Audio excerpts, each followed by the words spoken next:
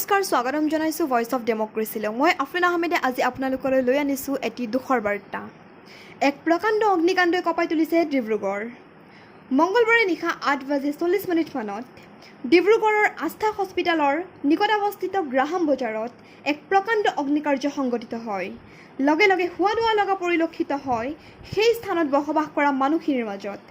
অনুসন্ধানমতে গম পোৱা গৈছে যে সিলিণ্ডাৰ বিস্ফোৰণৰ পৰা উৎপত্তি হৈছিল এই প্ৰকাণ্ড অগ্নিয়ে আগুৰি পেলাইছিলে এক বিশাল এলেকা বহুতো ঘৰ দুৱাৰ জ্বলি উঠিছিল জুইৰ মাজত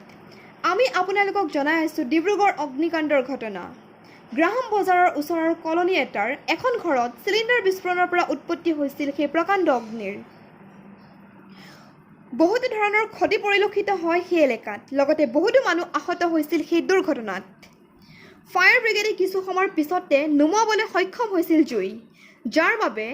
ৰক্ষা পৰিল বহুতৰ প্ৰাণ এয়াই আছিল আমাৰ প্ৰতিবেদন ডিব্ৰুগড়ৰ পৰা এনে ধৰণৰ খবৰৰ বাবে চাই থাকক ভয়েস অফ ডেমক্ৰেচি ধন্যবাদ